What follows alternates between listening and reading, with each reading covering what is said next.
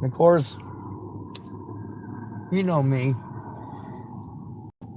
A hoe is a hoe regardless of gender. It's their behaviors and actions that make them a hoe. It's your behaviors and actions that make you a prostitute. If you are a prostitute, if you don't engage in prostitution, then you're not a prostitute. If you're not attacking people, you're not an attacker.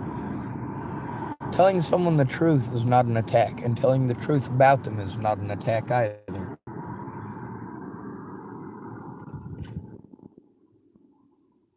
A lot of people, when they got busted lying, what do?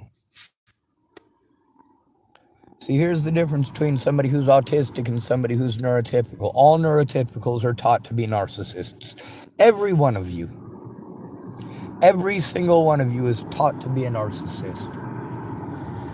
And we're resilient and resistant to that to a point. Because we're the ones that you victimize the most. We're the ones who, well, you can't take it out on somebody with Down syndrome. People can see that the person's got Down syndrome. They've got visual markers. Somebody in a wheelchair. Oh, you can't take it out on a person in a wheelchair. You can see they're in a wheelchair. The person in the wheelchair has visual markers. When somebody's autistic, you just assign whatever bullshit you want to them because, well, they don't look like they're a retard. Really? Because you're going to talk down to me like I'm retarded? Because I'm different. While you guys say one thing and do another, well, if I do that, then I'm a horrible person, right? If you don't care about me enough to help me when I am abused, to turn it in safely, but you expect me to drive across multiple states to help you, you've got another thing coming. You get to see how I've driven across multiple states to see both men and women, to rescue both men and women, to assist both men and women victims, and to stand up to both men and women predators.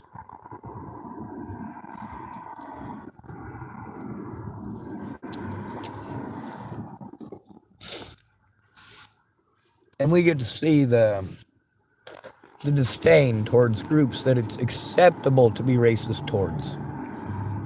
It is socially acceptable to be racist towards white people.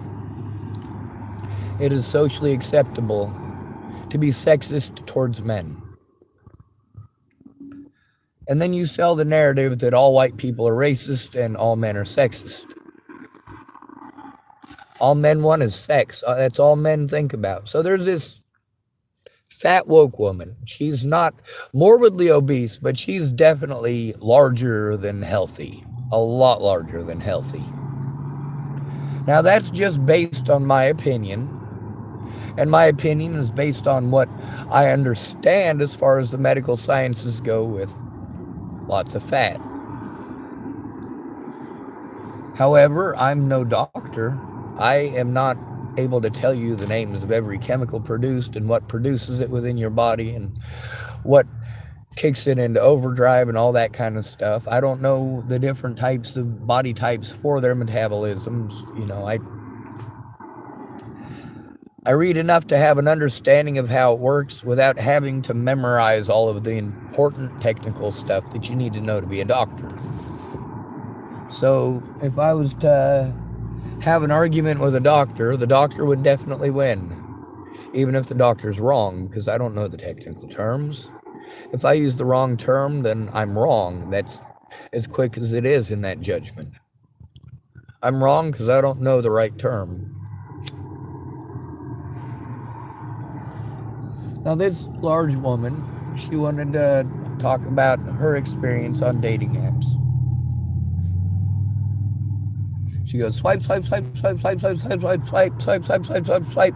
Why is she on a dating app when we're being sold this narrative that men are only into sex and that we are horrible people for wanting sex. And here's this woman she's admitting that she's only on this dating app because she wants sex. That's fine. With the exception of the fact that she's complaining about men who do the same thing. When she was doing the swipe thing, she probably said it about 10 or 15 times before she did the swipe, swipe, swipe, swipe, swipe, swipe, swipe, swipe.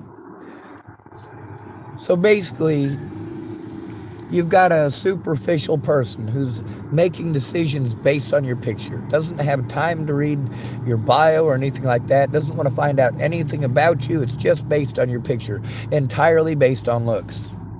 And then she wants to talk about how men are superficial. She wants to complain that men only care about looks. And she's talking about her thing before she became woke, where she's like, I'm gonna be a hoe. If it's okay for a man to be a hoe, no, it's not. If you think it's okay for a man to be a hoe, then why are you complaining about men being hoes? You think it's socially acceptable? No, it's not. It's gross. It's demeaning to all of us. Kind of like when you want to complain that it's all men's fault, do you ever complain about the women who go for that shit? About how they had to say yes to dating a dickhead to end up getting treated completely like crap. But of course he's going to treat you like a dickhead. He's got options. If you get boring or you want to start weaponizing your vagina, oh, well, I won't have sex with you unless you do what I want. Well, these guys have options. They can kick you out, no problem. No more issues for them. There's another woman lined up around the corner just like you who's painted on another pretty face. But for this obese woman to be judgmental and then to talk about other people being judgmental, and she wants to talk about how much sex she had and how she's talking about how horrible men are. She's talking about rapey society. This is what being woke is. If you pretend that a man is thinking about sex 24/7, then it makes it okay for you to pretend that all men are rapists. But then again, this woman also talks about how she is addicted to sex, how she really likes sex, she has a very high sex drive, and she's attracted to men. Why would a man want to date her? I'm not talking about her size being a problem. I'm talking about her hypocrisy. If it's okay for her but not for you, she's not for you. That's my dating advice for anybody. If he has a different set of rules for him than for you, then he's not for you. The problem that we have is that bias is a set of rules, a set of societal constructs that, in many of your minds, supersedes the law.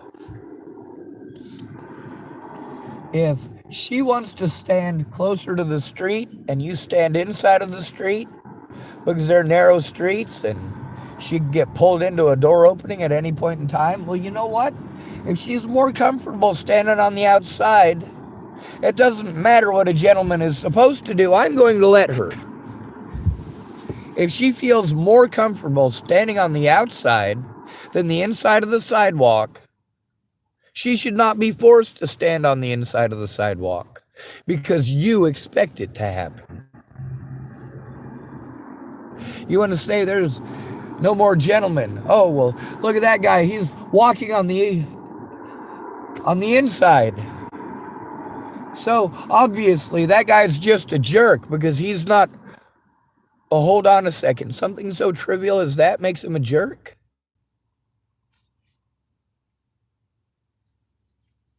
What if that is at her request? Is he a jerk for not forcing her to walk on the inside of the sidewalk? Then he's being misogynistic. He's having expectations. But then again, you have expectations too. You expect them to follow these social constructs with no reason. Look at how often people hold the door for you. I want you to... Do you work at a Starbucks? You got a camera right on your front door? You probably do. I want you to go through and I want you to count how many men hold the door versus how many women hold the door. I want you to see how many men open the door just for women and how many women will hold the door just for women. As a guy, you get used to a woman walking through a door, paying no mind to you whatsoever, and you literally have two choices there. You can either try to do the lunge forward to grab the door because she didn't give a shit, or you can pause for a second and wait for it to close so you can grab the handle and open it. But as a man, you know that you have to pause, because if you don't, she's not going to hold the door for you.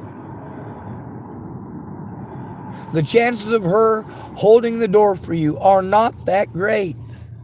At Starbucks, though, there were women who held the door for me and men who held the door for me. And do you know why? Because I held the door for them every day. That's right. If I went to go into the Starbucks and there was a line of 20 people that showed up all at once, I'd hold the door for all 20 of them. And some of those people got very used to me doing that. But you guys get to pretend that the way that I have to act in order to get heard is who I am. Like people threatening me and cursing at me and telling me that they're going to kill my friends and family. Like I'm supposed to just say thank you. Not okay.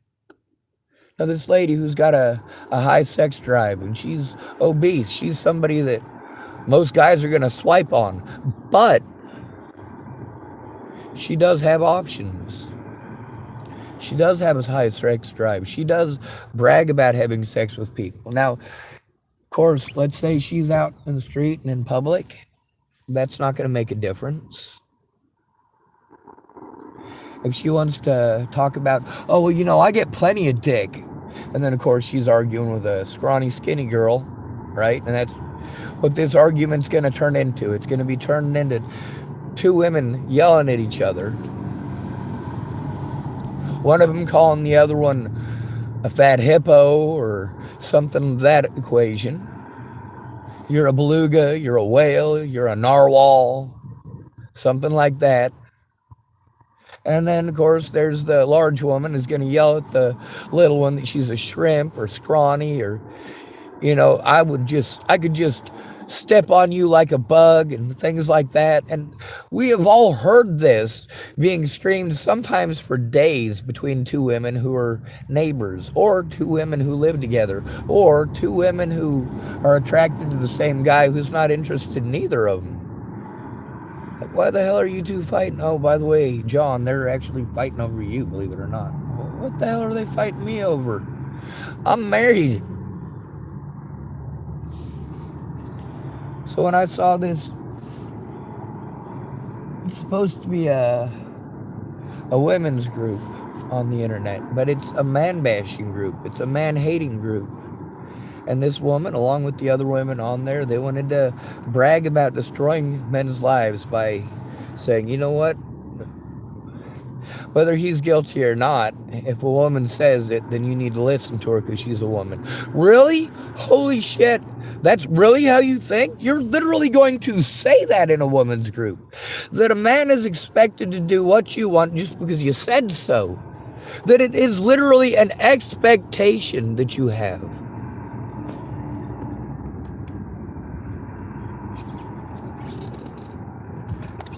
If I, as a male, don't follow your expectations, then you feel that it is your right because you are somehow oppressed by all men that it is your right to lie about him and destroy his life because you're oppressed, you're oppressed, you're oppressed. No, the definition of oppression is what you're doing.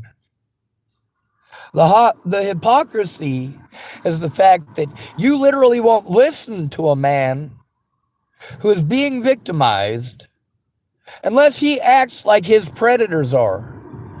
When you and your friends and family want to gaslight him and threaten to kill him and his friends and family, he won't be heard unless he threatens back.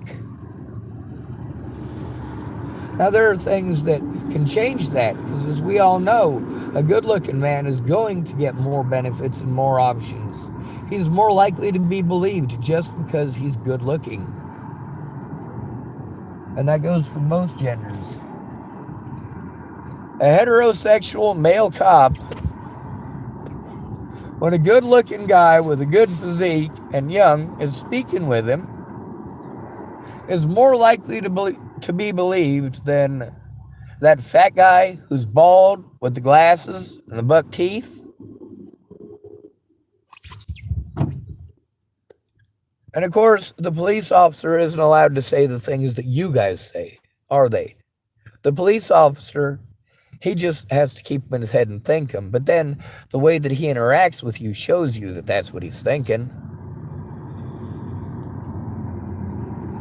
He doesn't really want to be there. He's going to interrupt you. He's going to talk bored or sound bored, or he's going to get irate with you and try to bully you into believing that you're wasting his time, or pretending like he's right when he pretends that you're wasting his time.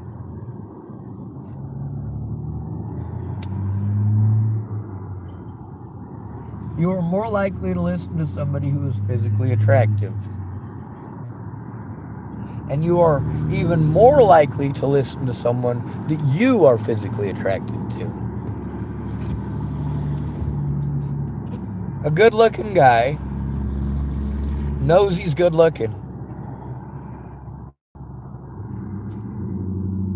A police officer doesn't need a woman to tell him that a guy is good-looking, but that police officer, if he's a male, has to hold it in his head the bias against males and the assumptions of males and play stupid. He's got to try to pretend that he doesn't have those bias while trying to play on the situation best that he can, because, well, quite simply put, if there's 10 girls in the neighborhood that have a crush on that good-looking guy, and you want to say, oh, well, I don't look at guys like that, I'm a guy. No, you do know when a man is good looking, when a man is chiseled, when he's got a good physique. You know when he's tall. You get to hear women allowed to express what they want in a man. You get to see what that is. And as a man, if you don't see that another man is physically attractive, it doesn't make you gay to say that another man is attractive. But we're taught that. We'll be ostracized or treated as if we're a homosexual. Our peers will make fun of us, and their friendly teasing isn't friendly.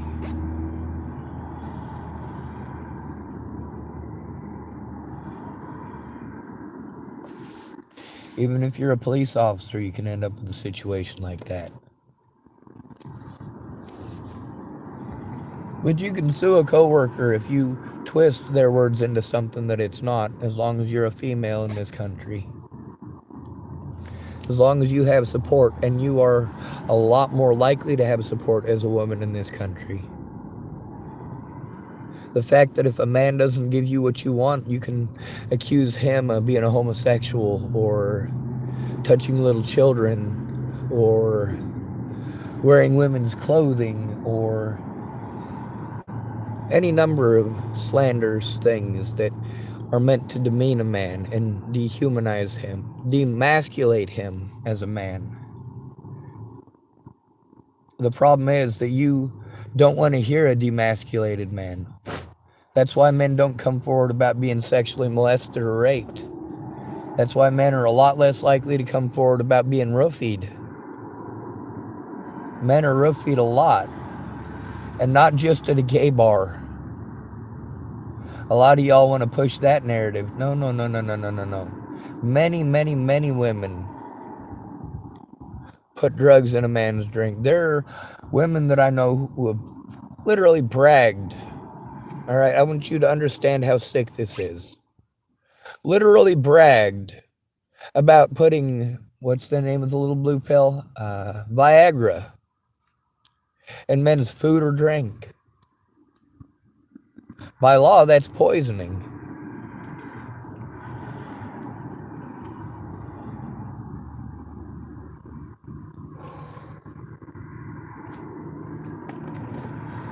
Now, these women's groups aren't about equality. They're about making sure that men have no rights. Men don't have a voice. When a man is victimized, that it's okay for women to pack up like dogs and tear him apart within his community, to slander his name with him not having any options, because as soon as you start that kind of slander, everyone makes excuses to run the other way.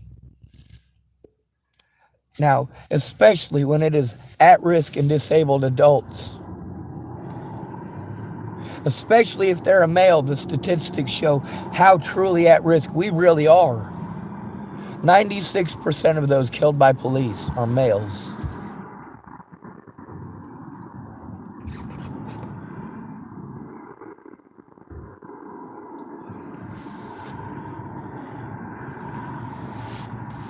With the abuse that I was taking before Natalie was killed, and everybody blowing me off about the abuse, I had to try to find an inventive way to turn it in. I also posted about it. We'll put that on the next video. Anyway, if it's not okay for me to peer pressure and bully and berate a good-looking woman into having sex with me or going on a date with me, then it's not okay for a fat woman to shame me. Because the good-looking men that she didn't swipe past aren't interested in her. It's not okay for her to blame all men. Yes, it is, though, isn't it?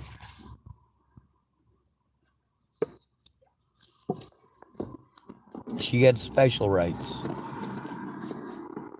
Just so you know, most guys are not man-hoes.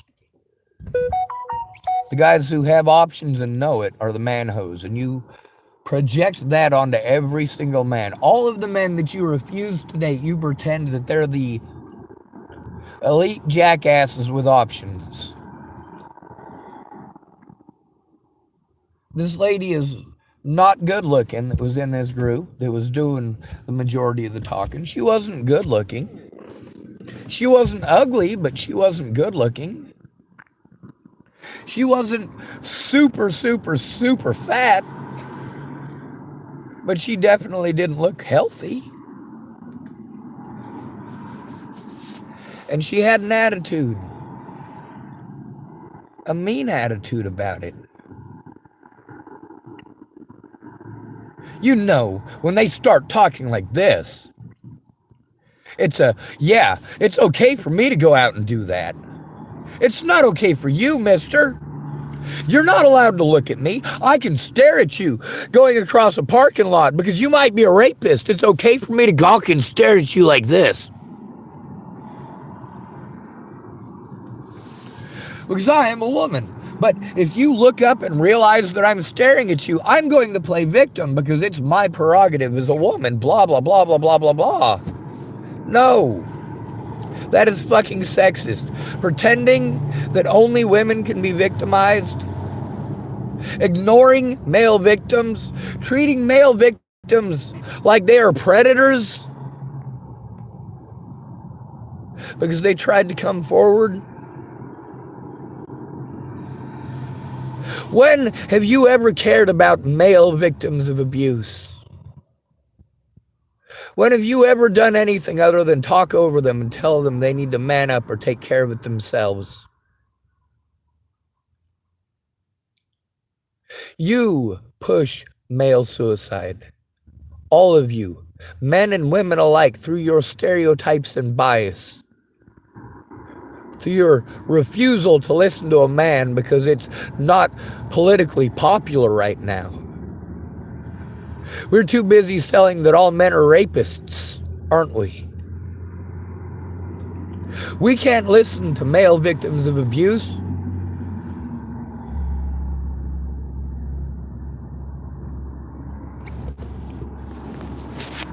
Meanwhile, there's a woman who was an educator, was sexually abusing a little boy, a 10-year-old, for 3 years. She got sentenced to 60 days. 60 days.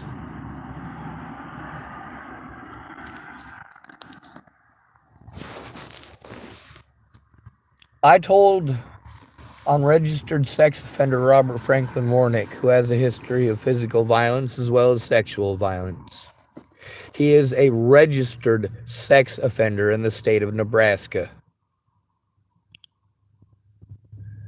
I spent 7 months locked up, 5 separate facilities, 2 different prisons. I wasn't even charged with a felony, and I wasn't convicted. They had to drop the charges. I spent more time locked up for telling on bad cops and a child molester. Oh yeah, and the connecting factor there. Leslie Snell works for the Dual County Sheriff's Department and is friends with Robert Franklin Warnick. What goddamn chance did I have there? 11 times, over 30 charges. And they all had to be dropped because they were all bullshit.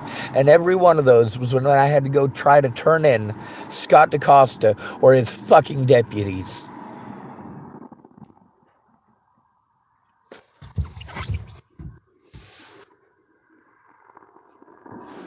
Why don't you try reversing the role? If she'd have been a female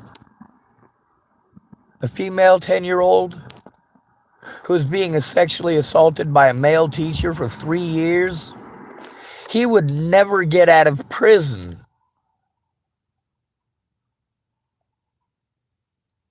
This is fucking disgusting.